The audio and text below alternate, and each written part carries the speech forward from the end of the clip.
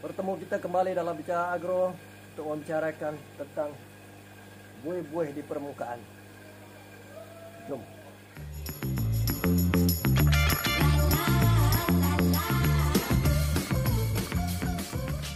Oke, sebelum kita bicarakan tentang buih-buih yang berada di permukaan yang terhasil daripada aerator oksigen tu, ya ini adalah konsep sistem ternakan ikan menggunakan konsep RAS. Okey. Yang ini saya join untuk satu set filter, saya join dua tangki ikan, tangki utama Okey, kita balik kepada permukaan.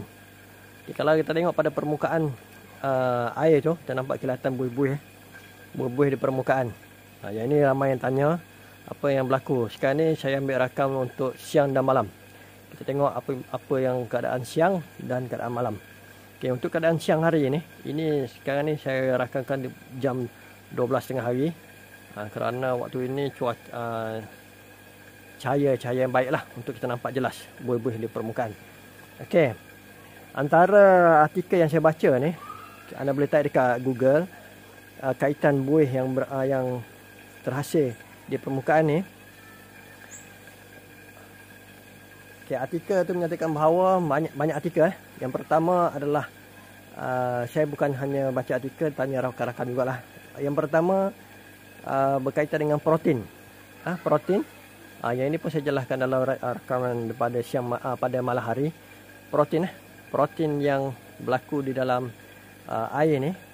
Protein tu kemungkinan datang daripada makanan ikan. Sebab makanan ikan yang kita ketahui memang dimasukkan protein dalam bentuk soya. Soya tersebut soya dan bahan-bahan lain sebab tu kita kata kandungan protein dalam makanan ikan ada 30 hingga 34 mengikut brand mengikut peringkat makanan dedak. Okey, protein tersebut dia umpama tidak larut dalam air, protein tak tepu. Protein tepu. Yang itu saya kurang arif part tu. Cuma saya nak ceritanya bagaimana antara terhasilnya buih-buih ni. Antaranya adalah protein tersebut. Protein dan protein tu melekat di antara satu sama lagi. Buih tu sebenarnya bubble tu terhasil daripada hembusan udara. Hembusan udara tu mengandungi oksigen Kita pump udara masuk. Yang masuk adalah udara dan di dalam udara tu ada oksigen dan sebagainya. Dan oksigen masuklah dalam air. Okey, itu selesai. Tapi terhasilnya gelembung udara. Gelembung-gelembung tu bila dalam adanya protein menyebabkan protein tu lambat. Protein tu bersifat melekat. Jadi gelembung A, gelembung B bercantum, melekat. Melekat. Lepas tu dia tengok pada permukaan di keliling tangki ni adanya gelembung-gelembung. Jadi mendekat kuat dan dia lambat nak pecah lah. Kalau yang besar-besar tu mudah pecah, tengok yang halus dia akan susah pecah. Tapi kalau saya bagi makan bila ikan makan makanan tu berkocak air ni balik disebabkan oleh gangguan ikan tu, memang buih ni hilang balik lah.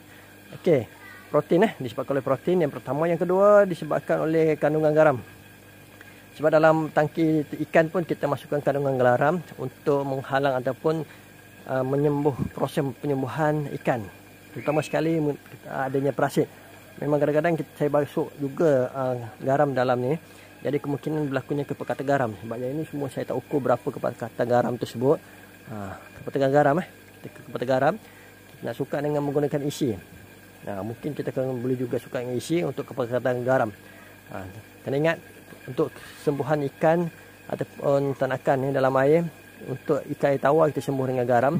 Tekan air masin saya sembuh dengan air tawar. Itu yang saya terima lah maklumat daripada rakan-rakan dan juga pembacaan. Okey, itu garam. Dan memang saya masukkan garam sebenarnya. Okey. Seterusnya berlakunya dia panggil sisa pepejal. Kena ingat sisa pepejal ni adalah sisa najis lah, kumbahan ikan. Bila saya masuk aerator yang tube ni pada dasar, sisa tu dia hancurkan. Hancur air daripada bawah, hancurkan. Jadi sisa tu jadi halus. Jadi juga dikatakan adanya pepejal terlarut dalam air. Sebab tu kita pasang sistem RAS, sistem tapisan. Cuma mungkin filter saya memang saya tak cuci lagi sebab seminggu sekali. Di waktu ini memang saya akan cuci lepas ni. Kita tengok pula perbezaan selepas cuci. Jadi dikatakan pepejal. Di waktu malam pun sama berlaku. Saya ada cerita di waktu malam perkara ini. Cuma di waktu malam perbezaan dia buihnya agak banyak.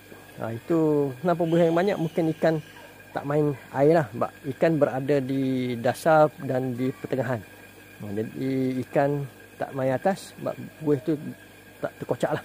Tak terhancur. Okey. Itu antara-antaranya yang dikatakan menghasilkan buih memang terasi oleh gelembung udara. Tapi berlaku lekatan. Lekatan disebabkan oleh protein dan juga kandungan garam. Dan juga adanya kandungan sisa pepejal yang halus yang melekat di antara satu sama lain. Dan ini kita nampak macam tak cantik lah. Okay, apa kesan kepada ikan? Setakat ni saya nampak ikan saya sihat. Kesan baik sebab keperluan air bila saya test pH, amonia, nitrit, nitrat, suhu semuanya berkeadaan daripada yang kita sepatutnya kita nak. Jadi pada hemat saya, buih-buih di permukaan ni tidak setakat ni lah bila kita uji keperluan air tu tidak memberi kesan kepada ikan saya. Jadi namun sekiranya bila kita uji buih yang banyak, kita uji pH, amonia, nitrit, nitrat dan suhu tidak pada yang dikehendaki, iaitu kita buat adjustment lah. Cuma mungkin buih ni kita kata petanda awal untuk kita bersiap sedia untuk langkah pencegahan. Tapi sebelum kita buat tu, kita kena test lah. Kita kena ada data test supaya kita meyakinkan kita keperluan air kita dipatuhi ataupun tidak. Okey, itu bagi saya lah. Tapi bergantung pada rakan-rakan sebab memang buih ni setakat ni dia hanya nampak sebagai tak cantik je lah. Keperluan air okey. Cuma yang ni saya nak test DO water.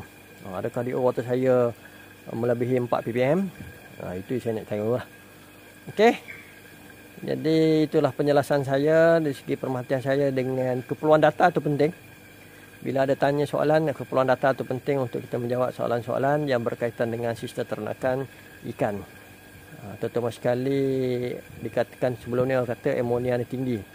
Tapi bila saya test amonia, mungkin ini petanda awal untuk amonia berlakunya peningkatan amonia. Jadi petanda awal kita kena take. Okey, saya rasa itu saja rumusan saya untuk kali ini. Perhatian mengapa ada buih-buih di permukaan ikan talapia ataupun ternakan kita, terutama sekali bila kita pump ke dasar seperti bifloc memang buih yang banyak. Namun tak menjadi masalah bagi mereka. Dan juga sistem RS, buih sini hanya pada paparan mata sahaja, tapi keperluan air dipatuhi. Okey, kita bertemu lagi dalam siri-siri bicara agro pada akan datang. Terima kasih menonton. Jumpa lagi.